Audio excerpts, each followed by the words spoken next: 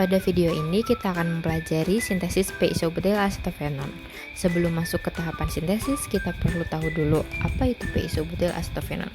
P-isobutyl asetofenon merupakan senyawa organik aromatik yang merupakan turunan dari asetofenon dengan gugus isobutil pada posisi para dari cincin benzena. P-isobutyl asetofenon ini memiliki rumus molekul C12H16O dan memiliki struktur yang terdiri dari cincin benzen yang mengikat gugus keton dan gugus isobutil. P-isobutyl asetofenon adalah bahan baku penting untuk sintesis ibuprofen. Setelah paham dan tahu apa itu p-isobutyl asetofenon, mari kita pelajari tentang sintesisnya. Sekarang kita mulai tahap pertama dari sintesis p-isobutyl asetofenon. Prosesnya dimulai dari benzena sebagai bahan dasar kita. Reaksi dimulai dengan menyiapkan isobutyryl klorida sebagai agen asilasi dan AlCl3 sebagai katalis untuk membentuk ion asli yang sangat elektrofilik.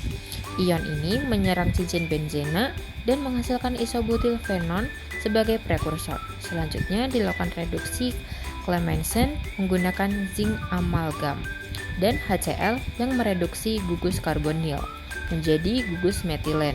Hasil akhirnya adalah p-isobutyl asetofenon dengan substituen CH2, CH, CH32 pada posisi para. Ibuprofen sebagai obat dapat dihasilkan melalui proses retrosintesis dari p-isobutyl asetofenon. Pada proses retrosintesis terjadi dalam beberapa tahap, yaitu 1. Reduksi keton menggunakan NaBH4 menjadi alkohol sekunder. Ion hidrid dari NaBH4 menyerang karbon karbonil membentuk alkoksida, lalu protonasi alkoksida oleh pelarut menghasilkan alkohol sekunder. Kedua, konversi alkohol menjadi klorida diawali dengan protonasi gugus OH dengan RCHOH2+ sehingga melepaskan H2O membentuk kation benzilik sekunder yang akan diserang oleh ion Cl- membentuk benzilik klorida. Lalu tahap 3, pembentukan Grignard atau RMgCl dari benzilik klorida melalui beberapa proses. Yang pertama yaitu pembentukan dimer dengan dua radikal dari benzilik klorida dengan Ml dan Grignard bergabung membentuk dimer. Lalu pemisahan ibuprofen dan dimer menggunakan NaOH. Pemisahan yang dilakukan dalam dua fasa yaitu fasa organik untuk pemisahan dimer dan fasa air untuk pemisahan garam karboksilat atau ibuprofen. Lalu hasilnya akan diprotonasi ulang dan menghasilkan ibuprofen murni.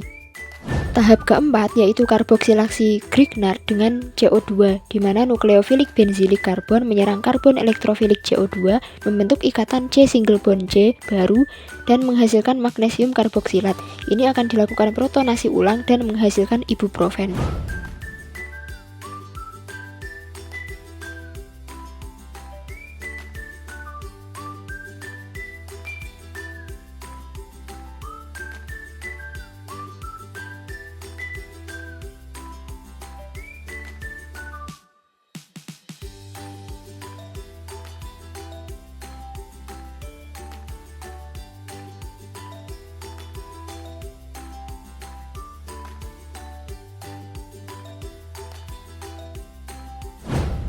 Efek samping dan bahaya dari ibuprofen itu sendiri yaitu sakit kepala, ruam kulit, mual, muntah, kembung, dan diare.